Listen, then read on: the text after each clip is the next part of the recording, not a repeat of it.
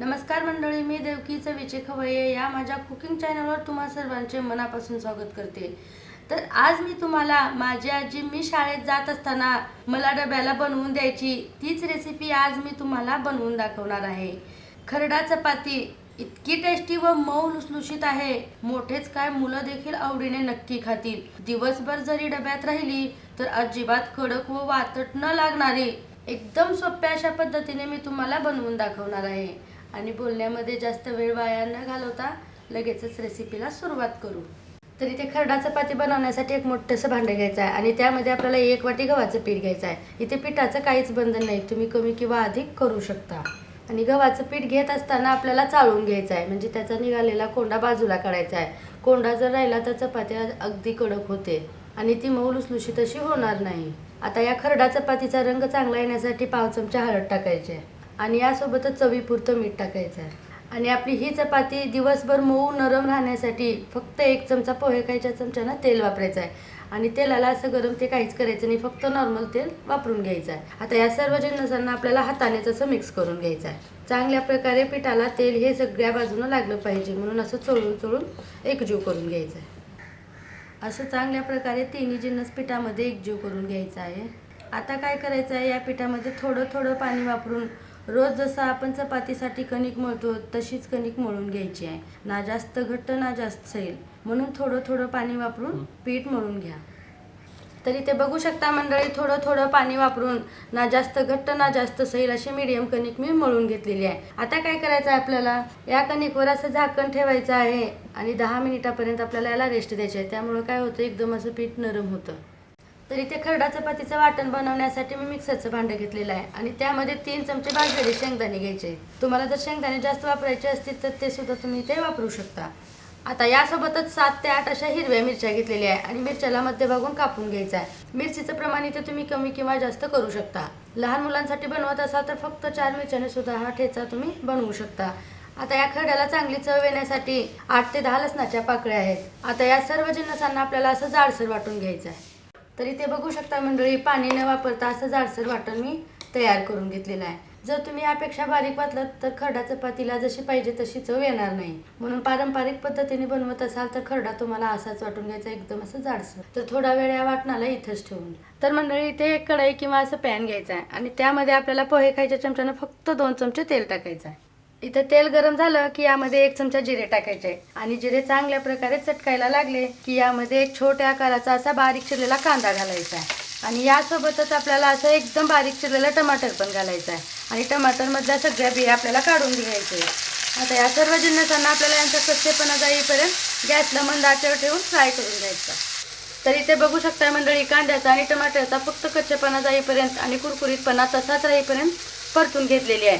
आता यासोबतच आपल्याला काय करायचं आहे, ज्या आपण खरडा बनवून ठेवला होता तो यामध्ये पूर्ण काढून घ्यायचा आहे। आता या खरड्याला आपल्याला फक्त 1 मिनिटापर्यंत असं परतून घ्यायचं आहे। परतून घेतल्यामुळे काय होतं, थोडासा तिखटपणा कमी होतो आणि आपल्या खरडा चपातीला चांगली चव येते। 1 मिनिटापर्यंत मस्त असं खरड्याला मी परतून घेतलेली आहे। परतून घेतल्याच्या नंतर मस्त असा खमंग सुगंध दरवळत आहे।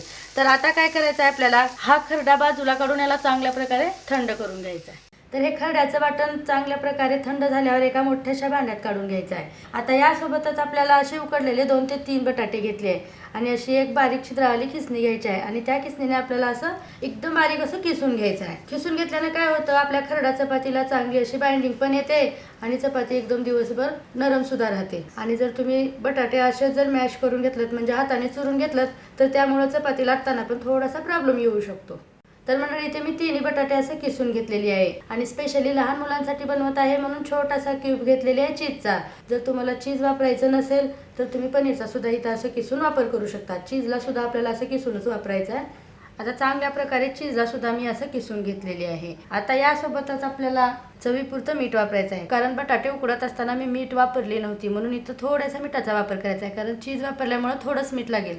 आता इथे भरपूर प्रमाणात अशी बारीक चिरलेली हिरवी कोथिंबीर टाकल्यावर आता चांगल्या प्रकारे हे सर्व जिन्नस आपल्याला एकजीव करून घ्यायचं आहे। आणि जर तुम्हाला वाटत असेल, तुम्हाला खरडा फ्राय करायचा नसेल तर तुम्ही ते सुद्धा करू शकता, पण स्पेशली लहान मुलांसाठी टिफिनसाठी हा नाश्ता बनवत असाल तर तुम्ही हा खरडा परतूनच वापरा। आणि मी तर तुम्हाला पहिलेच सांगितलेले आहे, परतून वापरल्यामुळे काय होतं, तिखटपणा चांगल्या प्रकारे कमी होतो. आणि जर तुम्हाला माझी रेसिपी जरासुद्धा आवडली तर चॅनलला नक्की सबस्क्राईब करा आणि लाईक शेअर करायला विसरू नका.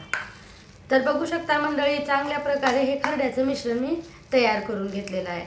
आता या खरड्याच्या मिश्रणाला थोडा वेळ आपल्याला बाजूला ठेवायचा आहे. आता मळलेल्या पिठाला 10 मिनिट झालेले आहेत. तर आपल्याला पीठ थोडंसं वरून कोरडं पडलं असेल तर असं मळून घ्यायचं आहे. जर तुमच्या हाताला पीठ जास्त चिटकत असेल तर तुम्ही थोडंसं 1 चमचा तेलसुद्धा इथे लावू शकता. आता काय करायचं आहे, यामधील थोडासा उंडा आपल्याला बाजूला काढून घ्यायचा.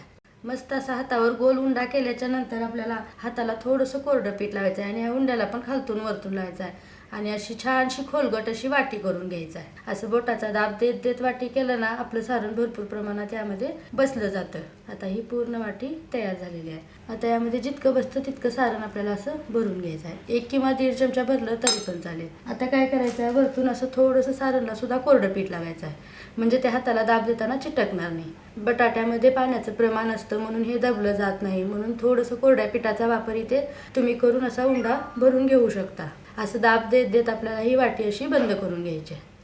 असं मस्तपैकी वाटीचं तोंड बंद करून घ्यायचं आहे आपल्याला आणि वरती निघालेलं पीठ, जे पीठ आहे शिल्लकचं, त्यामध्ये मिक्स करून ठेवायचं आहे आणि ही बाजू आहे ना, ही अशी बंद करून घ्यायची आहे. आता लाटण्याच्या अगोदर पण आपल्याला पोळीपाटावर असं थोडंसं कोरडं पीठ घालायचं आहे आणि उंड्याच्या वरतून खालतून दोन्ही साईडनं आपल्याला कोरडं पीठ लावूनच हे हलक्या हाताने लाटून घ्यायचं आहे, दाब न देता. अशा गोल शेपमध्ये खरडा चपाती आपल्याला अशी लाटून घ्यायची. मस्त असं हलक्या हाताने मी ही खरडा चपाती लाटून घेतलेली आहे. जर तुम्हाला खरडा चपाती असं नाव द्यायचं नसेल, तुम्ही ठेचा चीज पराठा किंवा फक्त ठेचा पराठा असं काहीही बोलू शकतात याला. अशा या इतक्या जाडीवर आपल्याला हा पराठा लाटून घ्यायचा. आता काय करायचं आहे, या पराठ्याला आपल्याला लगेच भाजून घ्यायचं. तर इथे ही खरडा चपाती भाजण्यासाठी मी 1 तवा घेतलेला आहे. तव्याला चांगल्या प्रकारे गरम करून घेतलेली आहे आणि गरम झालेल्या तव्यावर आपला हा खरडा चपाती टाकून घ्यायची आहे आणि गॅसला आपल्याला स्लो ठेवून तेल न लावता आधी भाजून घ्यायचे.